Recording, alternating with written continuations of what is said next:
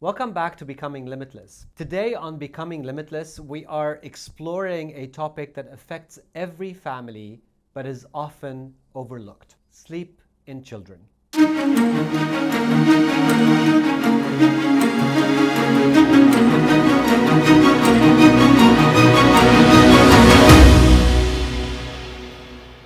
My guest is Dr. Rafif Tayara, a physician specializing in sleep medicine with a particular focus on pediatric sleep health. Through her clinical work and education effort, she helps parents understand something many people underestimate. Sleep is not just rest for children. It is brain development, emotional regulation, immune strength, and long-term health. In a region like ours, where screens, late evenings, and demanding schedules are part of everyday life, children are often not getting the quality sleep they need to grow and thrive. Today we'll unpack what healthy sleep looks like for children, how parents can recognize problems early, and what practical steps families can take to protect one of the most powerful pillars of health. Join me in welcoming Dr. Rafif. Thank you. Thank you for having me. I'm so happy to have you. I think so many parents are going to be excited about the conversation today. I hope so. For sure. I can tell you, like from personal experience and from the people that I work with. So it's an area that has not been covered enough, for sure. There is some talk on sleep in general, but nothing specifically for children. They seem to be overlooked for some reason. So when I found out about what you do and how you do it, I was so fascinated and so incredible. And the track record and the things that you've achieved is just phenomenal. So I'm very, very excited for all the parents out there to hear what you have to say today. So just let us know a little bit about what you do and how you got into this. So I'm originally a pediatric dentist for the last 17 years now. Right.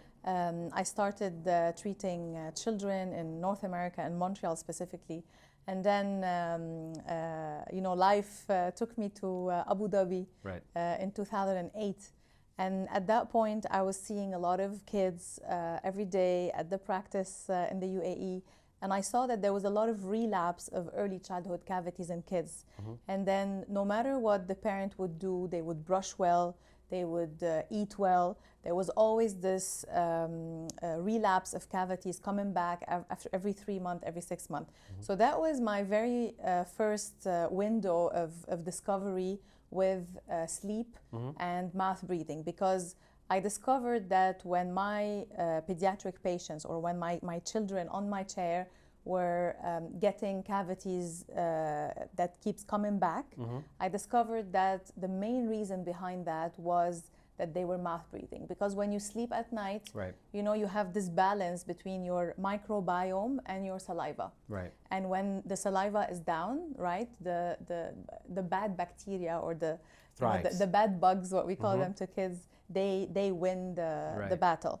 So that was my very first interaction, right, with sleep in children and the world of sleep. Mm-hmm. And from there on, I decided to make it at the forefront of my practice and learn more. So I've gone through so many years of learning about sleep in children. It's still an area that we're still learning every day new things about it. Of course. And that's the beauty of it. And that's how it all started. And here I am today, treating children from a pediatric dental perspective.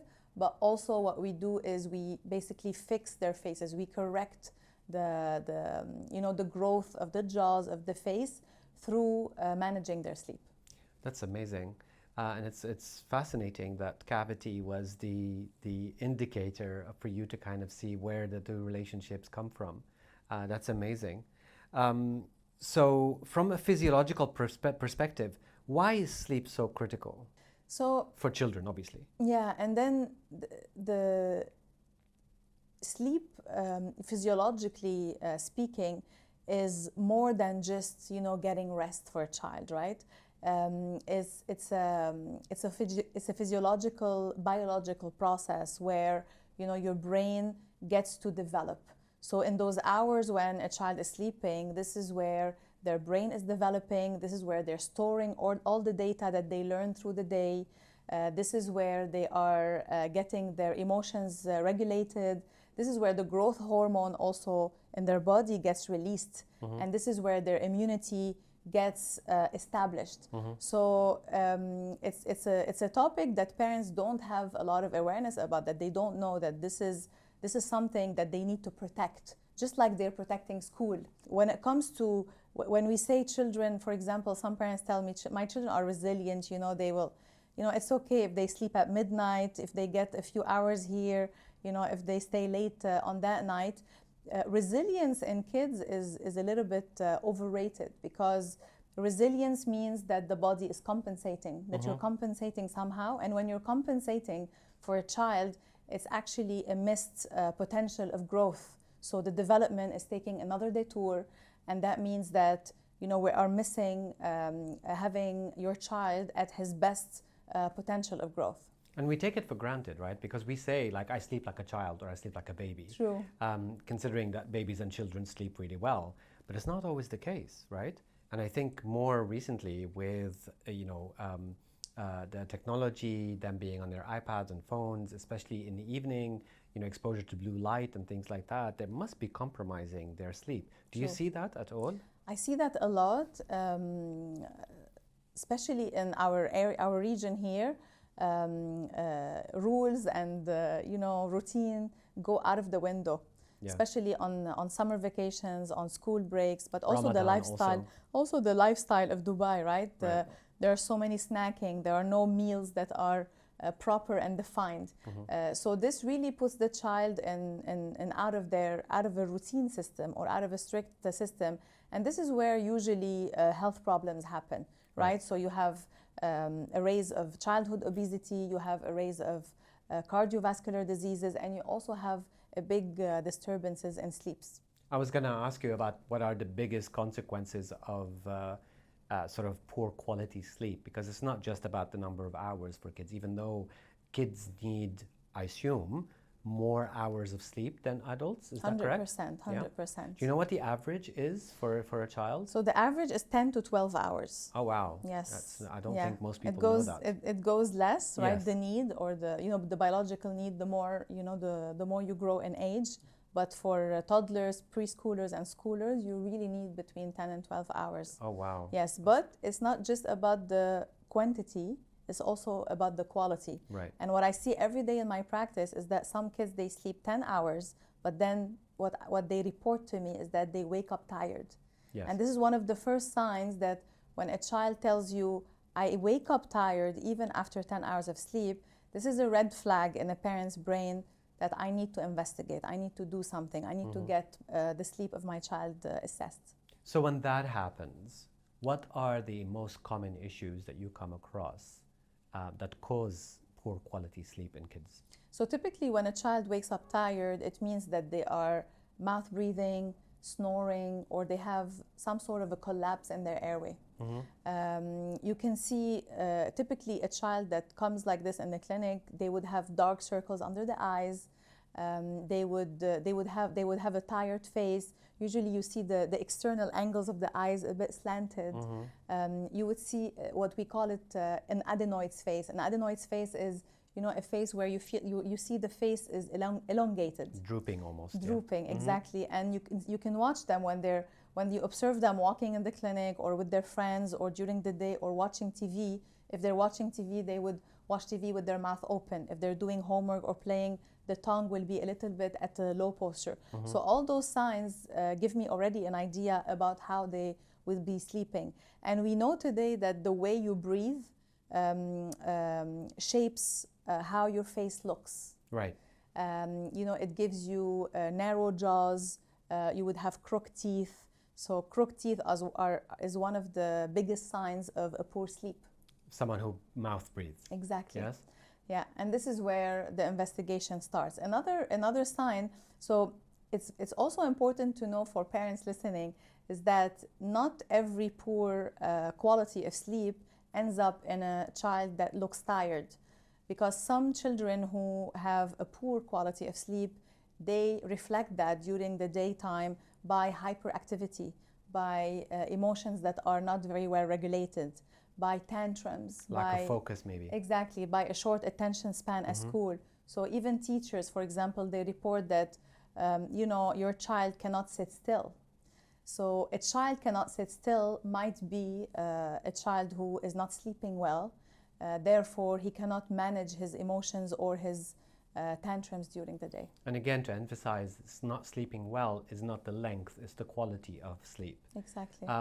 So for a parent, what are the telltale signs between what is kind of considered normal, like, because kids are kids, right? They go through stages and, so when should they seek help? What signs that you would tell them, okay, so if you see this, you should come and see me, or you should be doing something about their sleep health in general? Yes. So in general, it would be mouth breathing at night. But when we're talking about mouth breathing, it would be a child who's opening his mouth on rest periods. So watching TV during the sleep. If you observe your child sleeping, you would be seeing him. His lips are not sealed, right? They're opening their mouth. They're snoring. So having a loud sound or even a heavy sound when a child is sleeping is also not normal. A lot of parents tell me, oh, he's too cute, he's snoring. And this is a little bit of a, sometimes a misunderstanding of what healthy sleep should be. So snoring is not cute, it's a red flag. It should be cute, but also not good for him. Yeah, totally. So it could be both. Yes, but if your child is snoring, you need to seek help. You need to get it assessed. Of course, I'm not talking about one night snoring where your child has a huge flu, right? And they're congested. I'm talking about a chronic period of snoring. So if your child is snoring, for example, more than 3 nights a week for a month, you need to seek help. Another thing is bedwetting. So bedwetting in children over the age of 5 or 6 is also not normal. So this is also a sign that their sleep cycle is disrupted. So they're going through fragmented sleep. Oh, that's so interesting. Sleep talking also. Oh, yeah? For example, another sign that a parent could also see if they're observing their child sleeping is their neck extended. So if your child is sleeping and the neck is extended as if they're doing the chin tilt, like CPR on themselves. I see. It means that they're trying to catch more oxygen during their sleep because there's a collapse somewhere. Oh, wow. Do kids suffer? So weird positions. So do kids suffer from sleep apnea, or is it just? Yes, they yes. do? Pediatric OSA is a very common thing, and it's often not detected. I see. Oh, wow. Because it's harder, I guess, for parents to notice these things. Totally. Especially if the child doesn't say anything about that. And I'm going to tell you one thing that scares you. There are studies that showed that pediatric sleep apnea or sleep disordered breathing in kids, they studied their brain. They did MRI on their brains, and they discovered loss of gray matter in their brain and alteration. And those areas where the gray matter was lost were the areas where you have your cognitive abilities, your memory, your emotional regulation. So it literally affects the rest of their lives. Yes, it affects how your brain is developing, especially when you have a very short window, right, of development for your brain of your child, and when your maximum of the brain development is happening, right, between in a very early childhood mode. I mean, this is where you have to investigate very early, detect it, and treat it. It's not something you could fix later, right? Because once that damage is done, it's done, right? Yes. So it's not reversible, right? It's not in reversible. Most cases, that is. It's not reversible. That's why we really insist and push parents to assess early, detect early, because it's really the child who had a short attention span at school and who couldn't sit still and who was snoring, when he was, or opening his mouth when he was in his bed during childhood. That's the same adult who's gonna be ending up having sleep apnea as an adult. He's gonna be snoring very loud in his bedroom. His wife is gonna kick him out of the bed. He's gonna have anxiety, because don't forget that sleep apnea is also a precursor for Alzheimer, for mental disease, for obesity, for cardiovascular diseases. So it's a precursor of a continuum of chronic diseases that linger for the rest of your life. Oh, wow. Yeah. And then they end up being a vicious circle, right? Because overweight children also end up sleeping poorly, correct? True. Yeah, so and then and not sleeping well also can cause children to become obese. Yes, and one of our main ways when we treat sleep apnea in children is also managing their weight. Yes. Because fat deposit in the area, obesity is is one way of increasing your air collapse. Right. Do you see a direct connection between sugar intake and poor quality sleep? Yeah, definitely, because typically when, for example, especially also, for example, with screens, so children who get exposure to blue screen, for example, in the evening, who get exposure to a lot of sugar, who snack a lot right in the evening, those are the children who will have more difficulty in falling asleep. I see. Right, because the brain is stimulated, you have the sugar rush, the retina are stimulated, so they're kind of tricking your brain into as if it's daylight. Right. So the bedtime routine is going to be disturbed.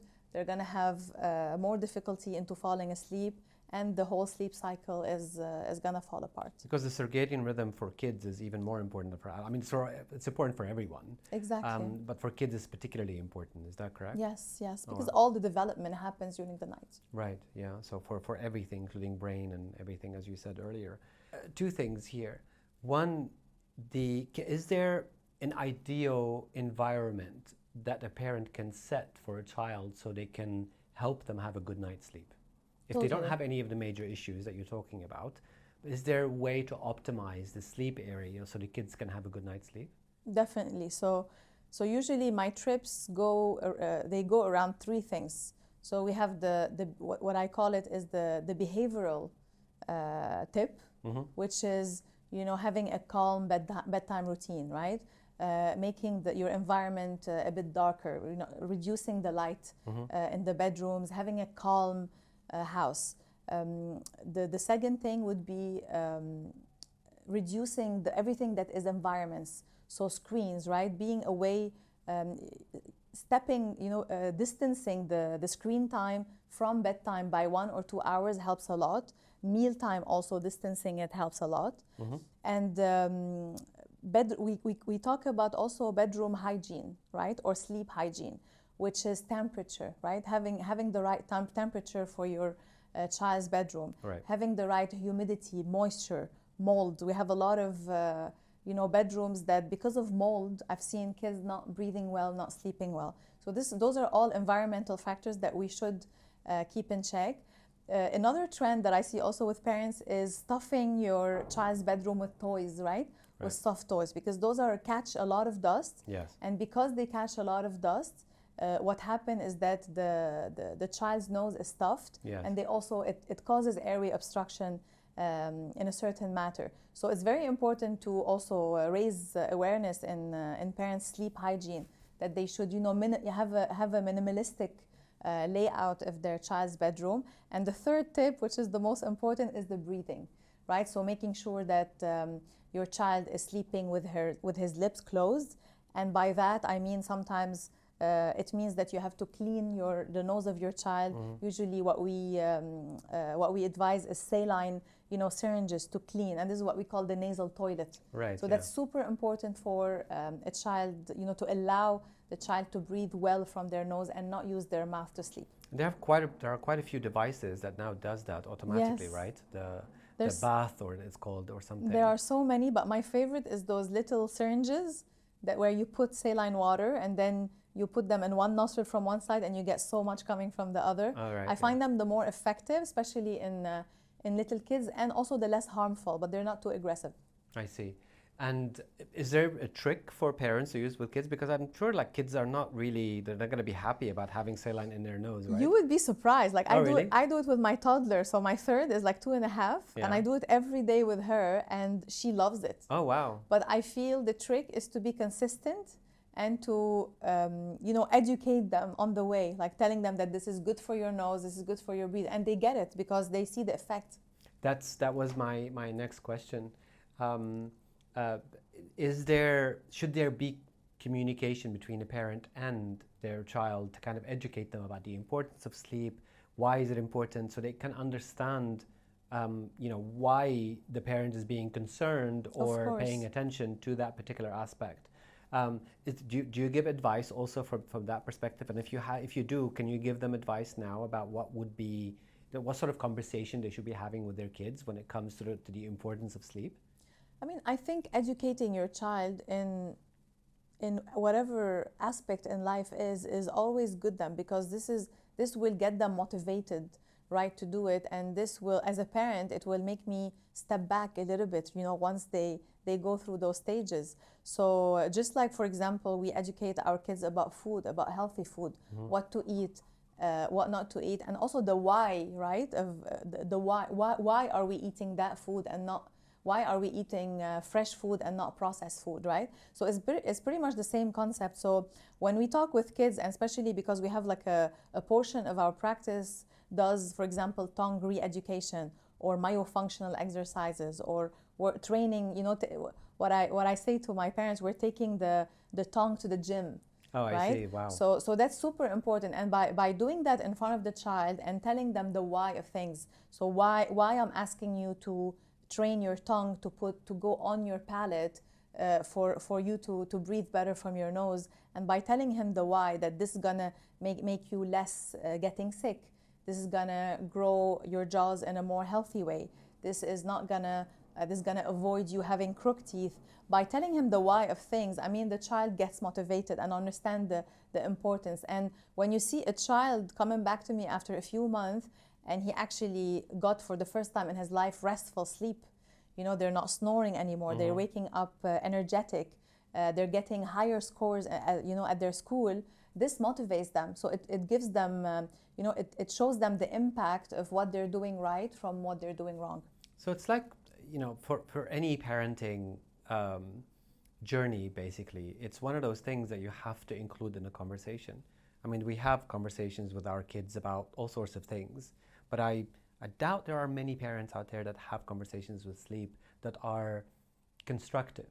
Because let's be honest, it's generally like you have to go to sleep and that's it. Like there's no real why, as you said, especially in our region. So there isn't enough communication, I think, about why certain things are better for you and what are the consequences of those things later on in life and how they could be avoided. So we've spoken quite a bit about the mouth being one of the main areas that may contribute to poorer sleep. But there's also other problems, right? Like in a deviated septums and other stuff. Is this something that you also handle, or do you refer to other people, or how does that work for a parent? So we work very, very closely with ENT doctors and sleep surgeons. And typically, whenever I have a child that presents with all the symptoms that are for me a child who is mouth breathing, snoring, who has airway issues or sleep issues. Usually the first collaborations happen with the ENT doctor. So we usually get a sleep test, a full airway assessment.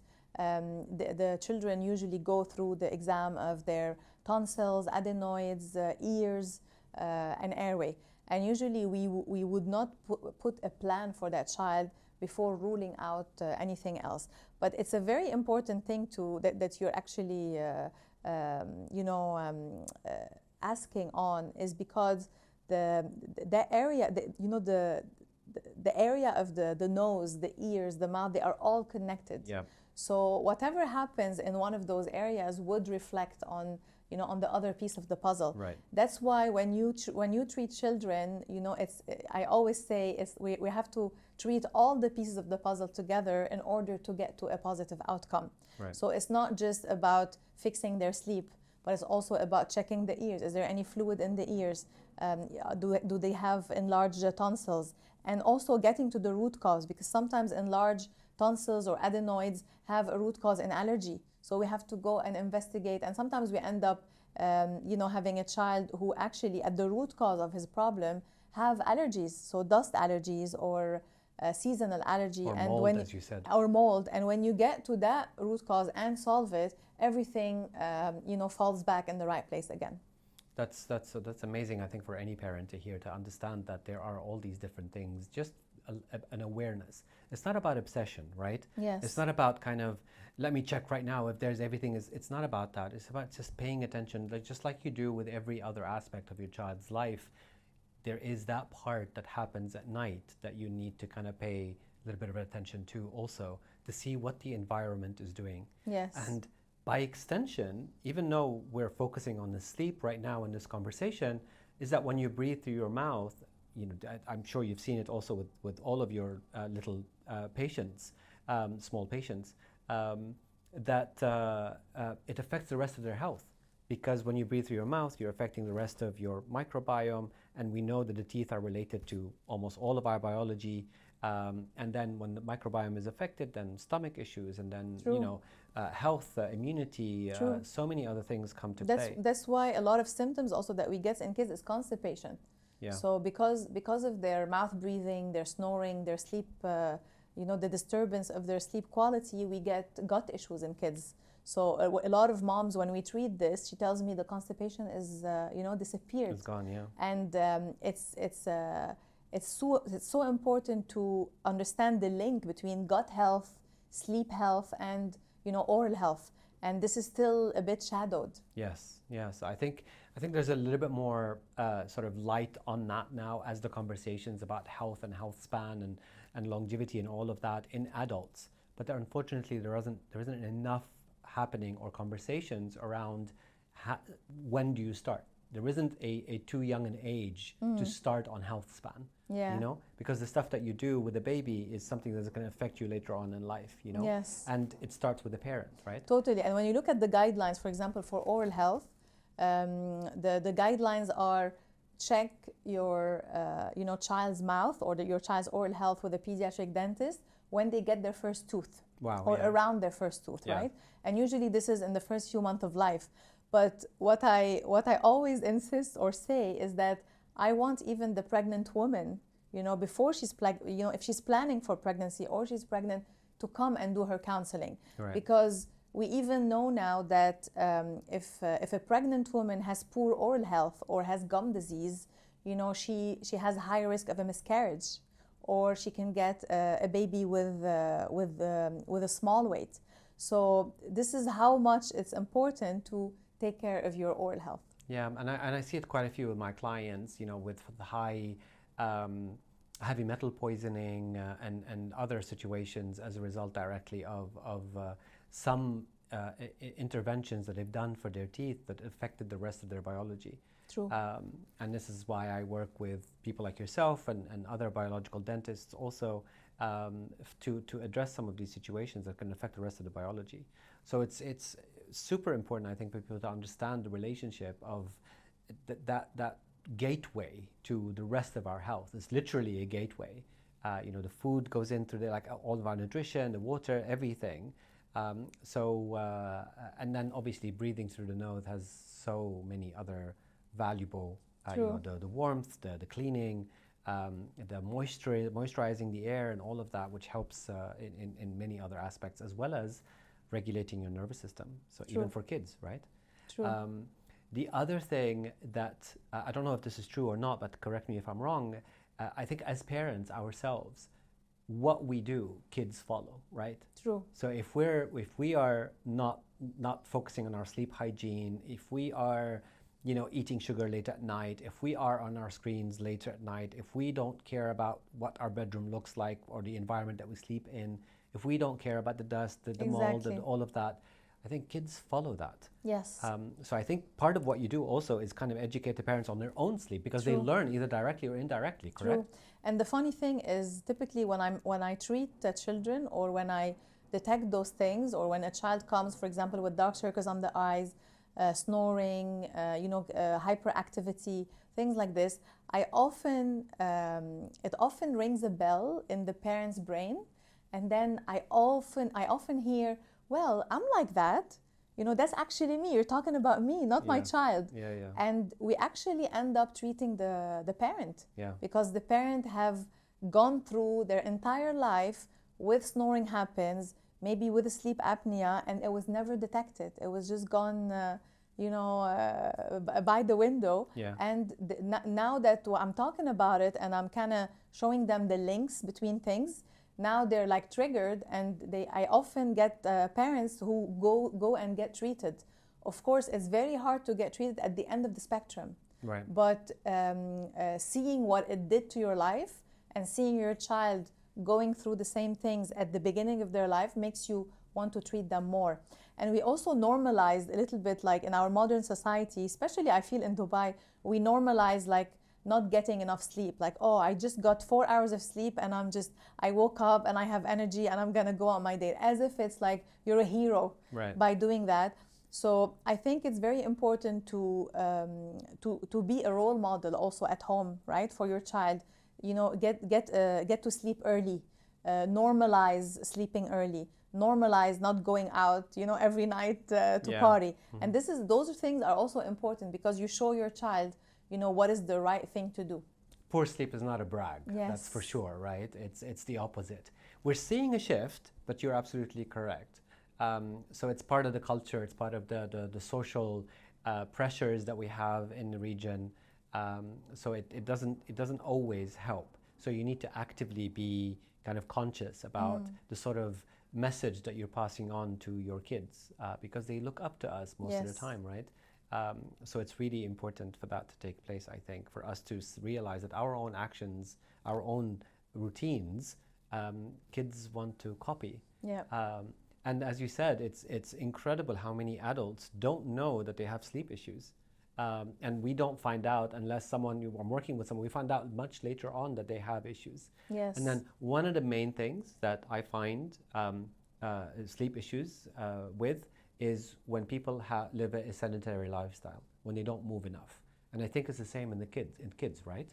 So movement is really essential for them to exercise, to be involved in their sports activities at school, and all of that would contribute also to better sleep. Is that correct? Yes, of course. I mean, it's not normal for a child not to have enough physical activity during the day, because this will, set him out for, his hormones to be regulated or his growth hormone to be stimulated, and for a better sleep. That's for sure. You touched earlier about sometimes you help the parents. So let's just let everyone know. So if a parent comes with their child, you're able to help them with their sleep too? Yeah, of course. We usually work with sleep surgeons, ENT doctors. So the first thing that we do is we refer them to one. We work in a network of all kinds of healthcare professionals, working around the sleep topic. And for adults, we have actual treatments that we offer in the jaws, in the face, to be able to help improving the airway. Like, for example, what we call the MARPI. So we do like a surgical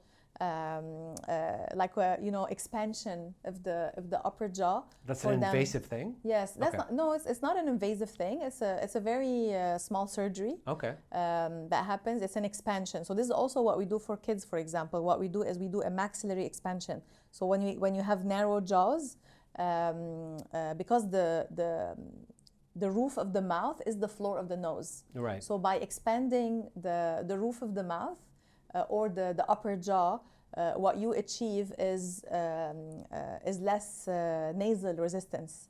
And that's how airflow. You improve the airway. That's how you improve the breathing of a child. Oh, wow. But that's just one piece of the puzzle, right? Right. Because you have to, check where is the collapse happening. Because the form follows the function. Right. Of course. Yeah, that makes so much sense. Exactly. But also in kids, what we see is a lot of kids labeled ADHD. Right. They end up having sleep issues. Instead of that. Yeah. So what we see is symptoms of teachers or psychologists. They see symptoms of ADHD, but because those kids have poor quality of sleep, they don't get assessed for poor sleep, and then they're labeled ADHD. So symptoms of ADHD symptoms and sleep disordered breathing mimic each other. So that's why now all the new studies, all the new research, there are even new guidelines now coming up that will kind of impose or force mental health therapists or doctors to actually assess airway and sleep before confirming an ADHD diagnosis. Right, right, okay. I mean, that's really important. Because that's obviously a serious diagnosis, and if it's misdiagnosed, it could be something simpler to kind of address, than for you to be in a different position altogether.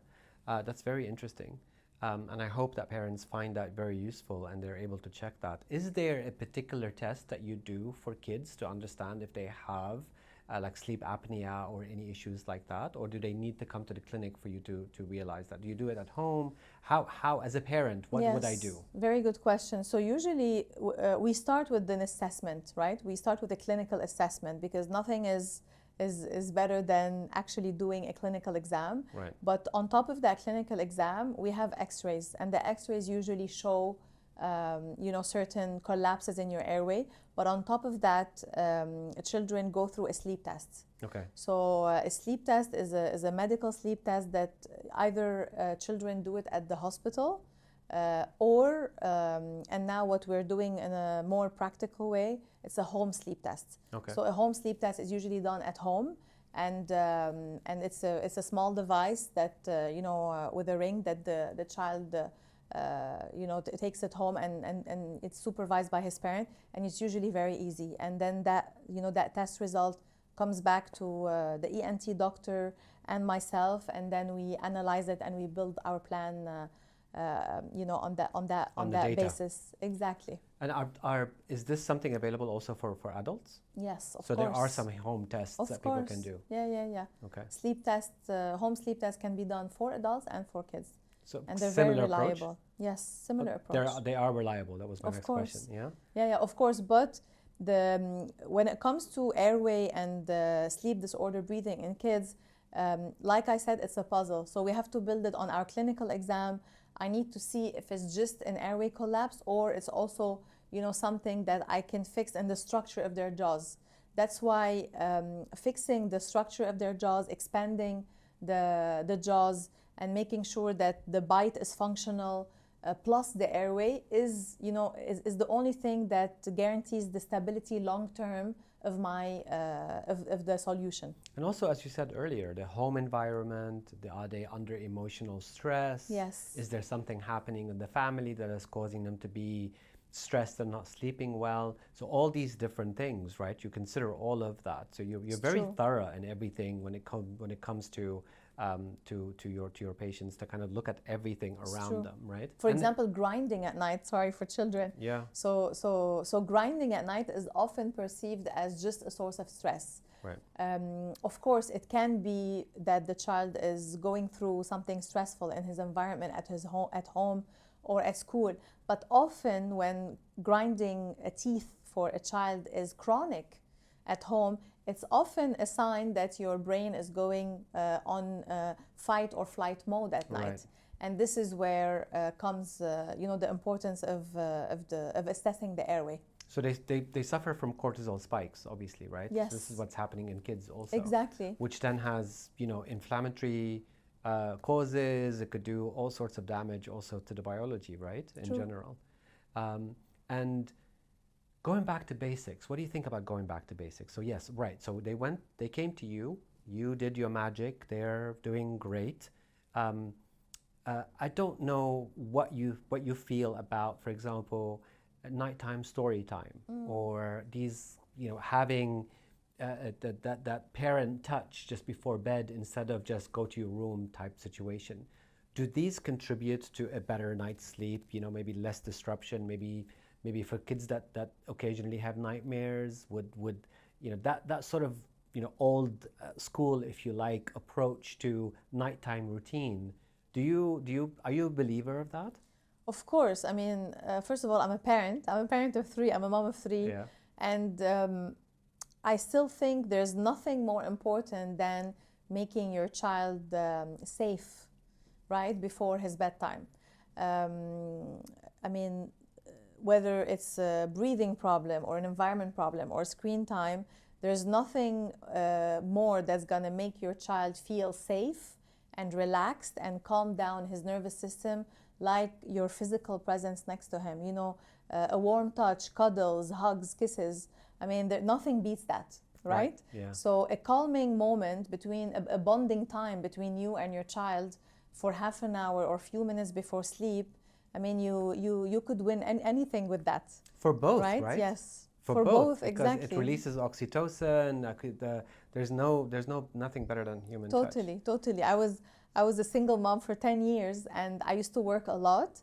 And I remember very well that half an hour that I used to spend with my kids before their bedtime used to calm me down, used to calm my nervous system down. It was an exchange, yes. right? So you calm them down, and they calm you down. Well, this has been incredibly fascinating, and I'm sure people are going to find so much. There's so much to unpack, and there's so much to learn. So thank you for your expertise and for sharing your knowledge. And I look forward to doing this more often with you. I know that we're working on a few things together, hopefully. So thank you again for coming and for sharing all your knowledge. Thank you so much for having me. This was super nice to, for me to be here with you. It's such a pleasure, such a pleasure. Well, here you go, guys. This is another episode of Becoming Limitless. Looking forward to seeing you again. Please be kind to each other.